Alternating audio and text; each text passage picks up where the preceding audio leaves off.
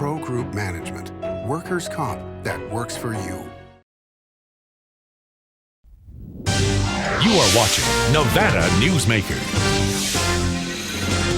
Hello, my name is Ray Hagar. I'm a reporter with the Reno Gazette, and this is an all-new edition of Nevada Newsmakers. Sam Shad is still on vacation. He'll be back tomorrow. Our guest today is Paul Dugan, the new superintendent of Washoe County Schools. Last night, Washoe trustees approved the state superintendent's spending proposals for the legislature. It comes in at $646 million. I got a question. Morning, Paul. Thank you for coming. $646 million, as they say in politics and government, is real money. Absolutely. Where are they going to get this money, and what are you going to do with it? Well, I think, to answer your first part, that's a long-term vision of what we believe as superintendents and school boards quality education needs to be funded at. We realize that there is no way that that money is available. But certainly in the last Invest 03, the state was able to fund a number of issues that were addressed in that Invest 03, and we're hoping the same will happen with Invest 05. But we understand that we're not going to see $646 million, but we hope to see some of the issues that we've outlined addressed. Go ahead, Ray. Paul, one of the criticisms of the Invest Plan in 03 was that the items in the plan were not prioritized by the superintendents. And that is a criticism that was given last night at the school board meeting. Why aren't these individual parts of Invest put on a priority list? You know, that's a fair question. I think what the superintendents in 03 were thinking about was that they wanted to present a global vision of what quality education looks like without saying, number one, where you find the money, and number two, which is more important. I think if Governor Gwynn or legislatures pinned us down and said, hey, we want to know, we're only going to address one, that we would be able to deal with that. But that's not what they did in the past. You know, you don't want to get into the argument of, well, is funding ESL more important than full-day kindergarten? So what you're saying is the $646 million is maybe money. It's not real money? Oh, that's real money if they were to fund all of those issues. But what I was saying is that we don't have an expectation that all those issues will be able to be funded. But no, that $646 million is real money. Okay, let's stop right there. We'll be right back after this commercial message. This is Nevada Newsmakers.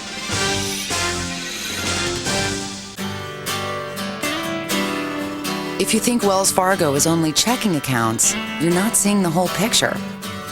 Online brokerage, mutual funds, mortgages,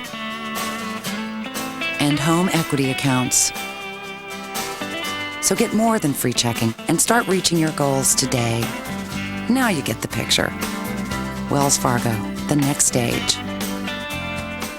If you own a business and want to maximize your company's potential, join the Retail Association of Nevada. Our membership benefits include the Nevada Retail Network Self-Insured Group, providing workers' compensation coverage that can lower your rates. That savings can go directly to your bottom line. We are an effective pro-business organization that lobbies on behalf of our business members. The Retail Association of Nevada, protecting Nevada businesses for 35 years.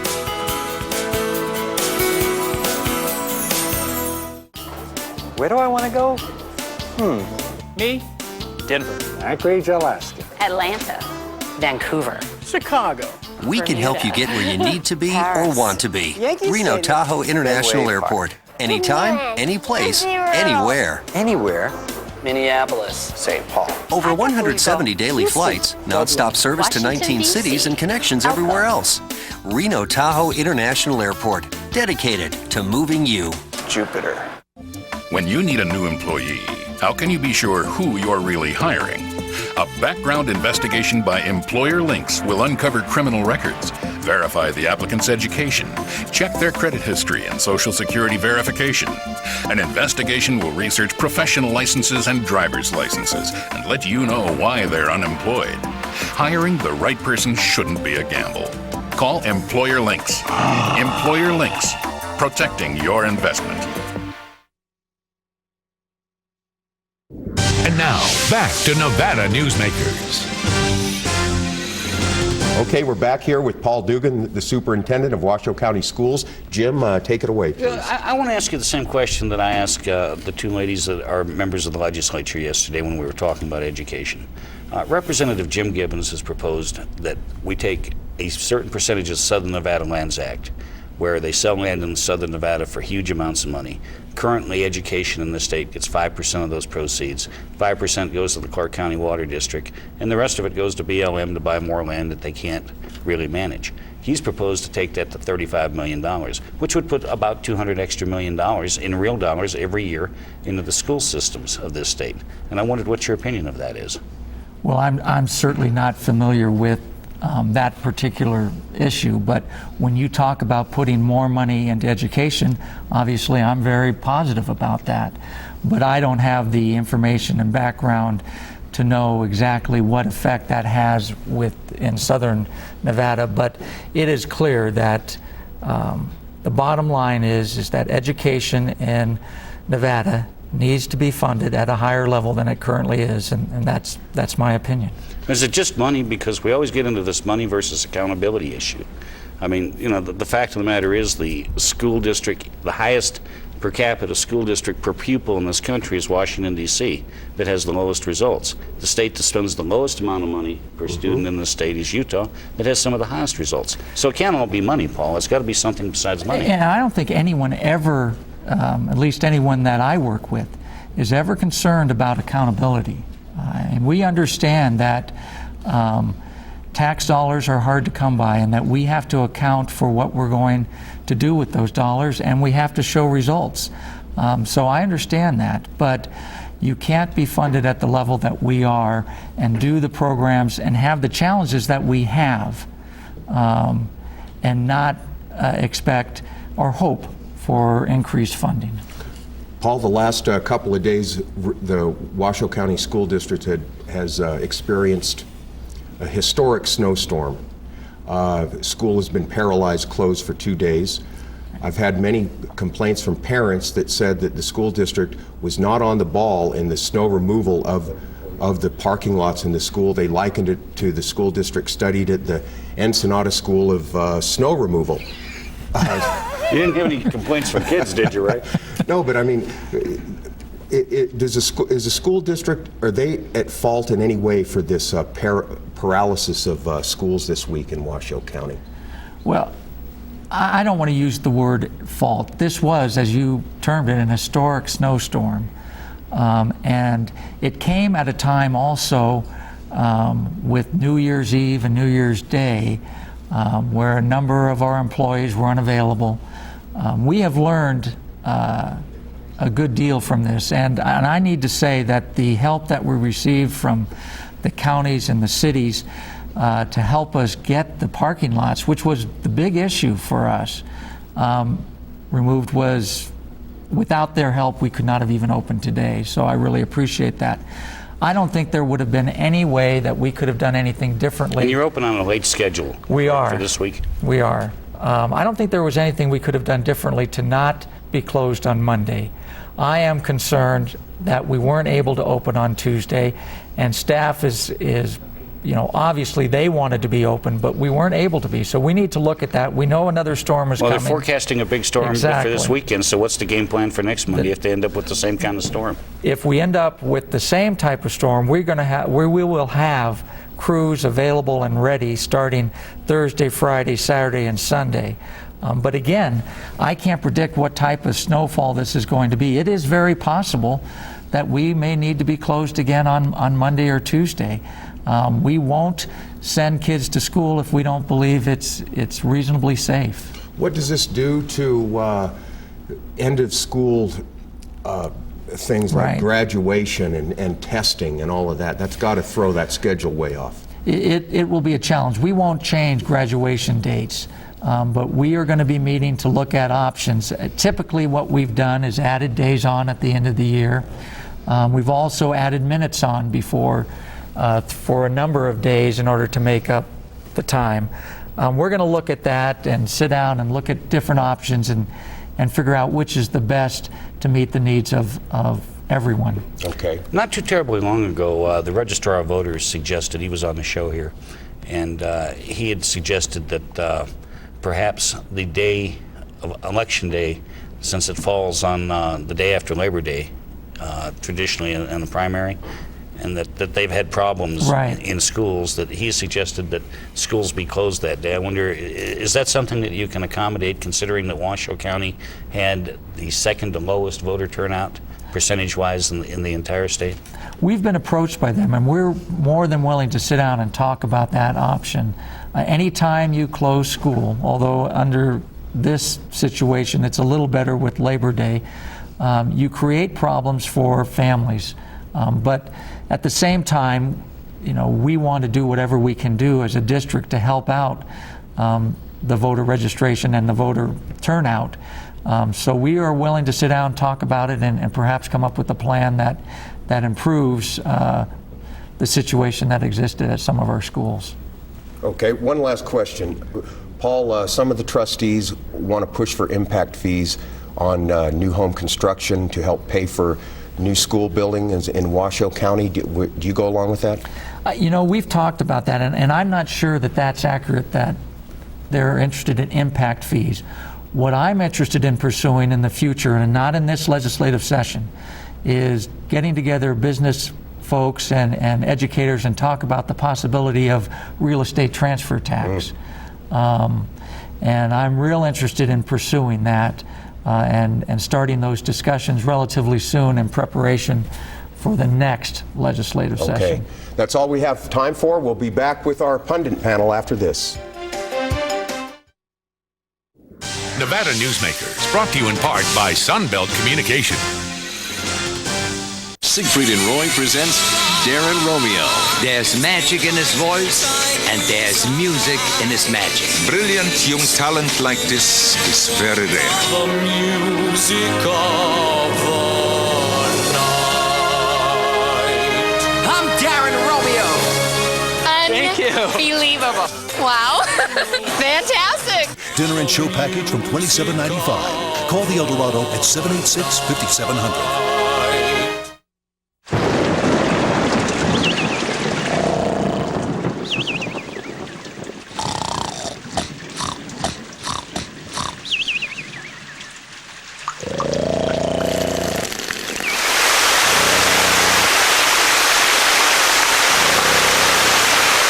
For a hole in your roof or a whole new roof, Ken Dillon, owner of Van Dyne Roofing, can get it fixed with his eyes closed.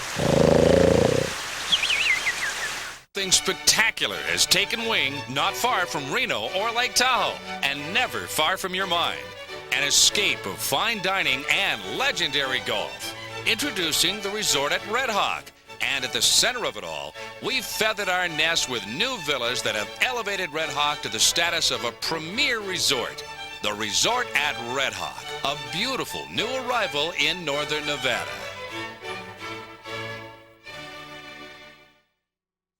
It's America's largest historical district, and it's fun for the entire family. Virginia City is where the West comes alive every day, from train rides to gunslingers. Your gang can explore mines and interesting museums, visit historic saloons, and do some great shopping. Virginia City is the ultimate in family entertainment, and it's very affordable. Come up and stay overnight in our hotels, motels, and RV park. Virginia City, the Wild West at its best. And now, back to Nevada Newsmakers. Okay, we're back with our pundit panel. We have Dick Gammick, Washoe County District Attorney, Connie McMullen, Editor-Publisher with Senior Spectrum, and Bob Crowell, respected lobbyist and school board member in Carson City. Good morning. Jim? Dick, I have a question for you, because as you know, we're going to be interviewing George Flint here in a couple minutes. The first question is, what is going on with the brothel industry in this state, and what kind of problems have you experienced here, and what is all this stuff about this escort service thing and taxing that and all of that? I don't get all of this, Dick. I want you to explain it to me. Well, the brothel industry is regulated by local governments, and local governments make the call on whether or not they're going to allow prostitution, houses of prostitution, escort services, any of these types of functions. This lap dancing stuff craze we have going now, the bare-breasted the stuff that everyone got indicted for in Las Vegas. Yeah, in Vegas they do a lot of indicting there on it, but all that is locally regulated. Prostitution is legal in the state of Nevada. And you have counties like Story and some of the other counties that have made that a business that they tax and control. Elko County does it, Humboldt County, Story County, there's quite a few counties that do. In fact, the two main ones that don't are Washoe and Clark counties. Now, are the escort services that have this many ads in the Yellow Pages, is that legal? Again, it comes down to local legislation, and my understanding is that escort services are legal in Clark County, and we don't have any here in Washoe County. I know we've had some try to get started and they haven't been able to do it financially. They just haven't been able to go. I can't recall if they are or not because I haven't really dealt with that here. Where you start getting issues is when the escort service turns into a little friendlier than an escort service and other things start happening. It's like the lap dancing craze. You know, you can do anything just about you want except you can't touch. So we've even had undercover operations with hidden cameras and everything go into these bars to see just exactly what the lap dancing is doing and how far that's going. And believe me, it's about as close as you can get. Let me change the subject, although I don't want to.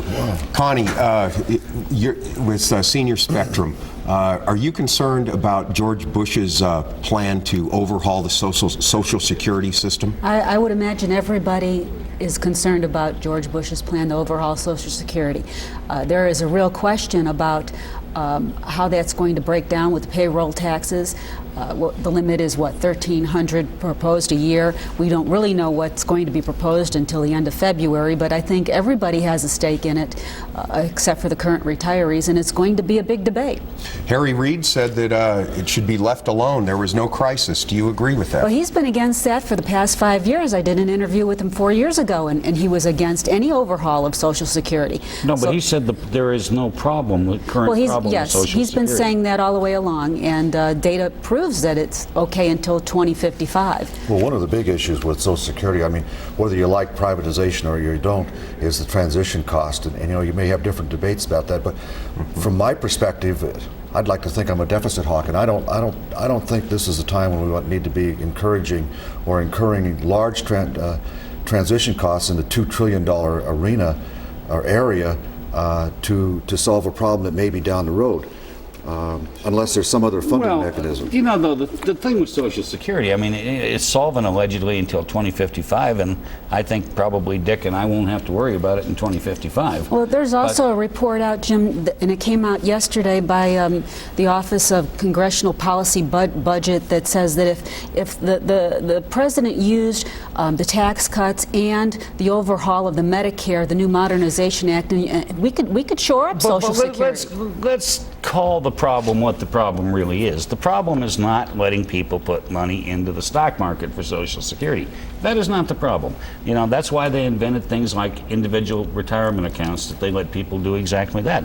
The problem is that the government keeps stealing money out of the Social Security Trust Fund to pay for other things. So let's be honest about what's going on. The government can't afford. Yeah, it's like the Teamsters Pension Fund in Las Vegas. Yeah. Well, I think that's absolutely right. Social Security is broke. Let's start there. Yeah. People cannot live today on $400 or $500 a month. They can't do it. Then you have the other rules in there that say if you do go out and make some additional income, once you make a certain limit, then your Social Security gets cut. Right. And I mean, it's just, they lose all the way around. So it's broke. I don't even count on Social Security. I don't know about the rest of you. My retirement has nothing to do with it. It was never planned on being a retirement account. It was planned as a supplement. But it is a retirement account now. And a lot of people rely on that. Well, I agree, but it's just like single-parent households. It's there, whether we agree with it or not. It's there, and we have to deal with it. Social Security cannot do what it's expected to do today. So something's got to be done. The other thing that I always find amazing in the system, it says right on the Social Security card, not to be used for identification. How come every time I turn around, somebody's asking me what's your Social Security number? Yeah, right. Well, the other thing that says, I think we ought to have a rule that says everybody, you know, either everybody's in Social Security or everybody's out. I mean, because there are a lot of employee groups in Nevada that don't pay into Social Security. They have their own private pension. That's right. That's right. And I think, you know, that's fine and dandy. But you know, that goes back to what Dick said. Is this a retirement retirement system or not. I think they ought to either be in or out. No, I don't think you Put it do level that, Mike, playing field. because they keep talking about hitting PERS, and PERS is a very successful system, the state retirement system. It is and, now, but I remember when PERS almost went belly up. Yeah, well, today it's real strong, and they want to keep sucking that into Social Security, and I'd fight that tooth and nail. Is because they've taken part of their money and put it in the stock market. Yes. Well, but on the other hand, that's what the president's looking at doing. On the other hand, I don't think that's a bad idea. Yep. Yeah. Social Security is a retirement account, because there are those who are able to opt out of it for the benefit of their own personal pension plan. So it is a retirement system. Well, the thing is, too, that the people who are making the decisions don't need it. The people who really use and depend on Social Security don't have a voice at the table. That's a very good point, and let's end it right there. We'll be back with George Flint, the lobbyist for the Nevada Brothel Association. This is Nevada Newsmakers. So, who do you use for workers' comp? Pro Group Management.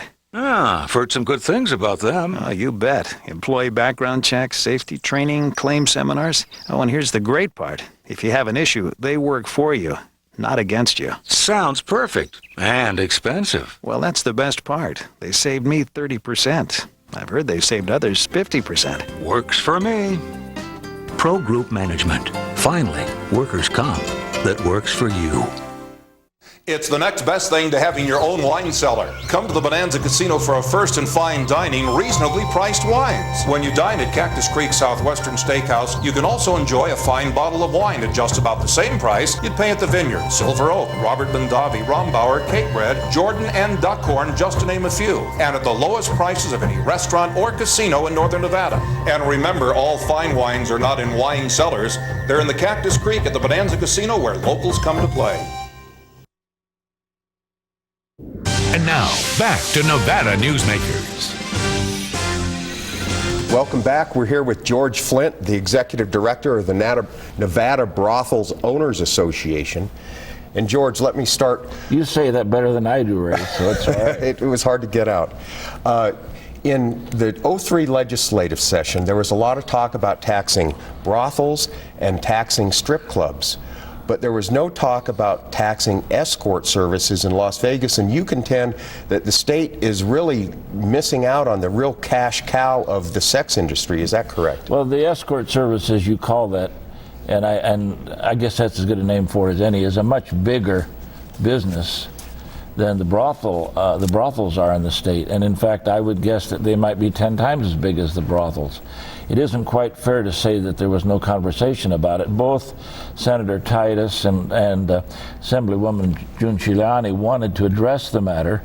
Candidly, I think that the Legislative Counsel Bureau had a hard time really addressing how they figure out how to do it. How to do it. Because there's such a fluid number of women involved, literally thousands that come and go on a weekly and monthly basis. As independent contractors. As independent contractors. Then the owners of these groups, and it would be inappropriate for me to call them a nefarious group, but they're a hidden group, and they come and go too, and it's very easy to get a license to operate one of these services. The whole thing is very, very difficult to get a handle on. So I think that Brenda Urtis, the general counsel, looked at the situation and wasn't sure what to do with it. And in spite of the fact that I tried to give both Chris G. and Senator Titus some guidance a little bit, they just didn't go forward with anything substantive. Well, one of the things that I remember from the last session is that you actually were one of the few industries to volunteer to be taxed. Well, I didn't see very many people. No, I think George, you were the only one. I didn't see anybody else down there raising their hands saying, yeah, go ahead. Well, gaming industry. Gaming industry. We're an easy target as far as sex-related businesses go because we are legal and we're regulated and we are what we say we are. And we've got a permanent location and we've got other licenses to protect, etc. So in reality, not only was it a practical thing for us to do, but we don't mind being good neighbors and carrying our fair share. It offends me that all of these other sex-related businesses, even the, so to speak, cabarets on the Strip, all get all testy and irritable when it comes to putting some kind of a tax on them. You know, I've got two questions for you in that regard. Now, you represent all of the brothels in Nevada, correct? I basically represent all of them. However, there's a few that don't align themselves to us. So there's maybe 4 or 5 out of the 25 that we don't really have close camaraderie with. Why is it that we have a legal business in this state that cannot advertise. They cannot advertise on this television station. I think they get around that. They cannot advertise in your newspaper that I know of. What about the yellow pages? They don't really get around it, but they cut some corners at times. For example, am I right about that? You're They're not right. allowed to advertise? They're not. Well, what the statute says, Jim, is that they can only advertise in areas where the activity's legal. So in other words, they could advertise in Story County, in Virginia City area, but they, by law, are not supposed to advertise in Washoe County or Clark County or Carson City or Douglas, where the activity is illegal. However, the new Wild Horse, for example, they have several different licenses. They've got a license for their new museum, they've got a license for their saloon, and they've got a license for the brothel. Well, there's nothing in the statute says the saloon or the museum can't advertise. So in reality, that's what happens. There's some skirting around the fine point of the law by the brothel not advertising per se, but the saloon advertising. George, I know we're almost out of time. I want to ask you a real quick question. What is going on in Nye County and Pahrump with this literal uproar about brothels all of a sudden? Well, what is going on with them? You have a group of born-again Christians that are well-meaning to their religious and moral faiths. In fact, the chairman of the Nye County Commission is a born-again Christian, and her father's the chairman or is a Baptist minister there.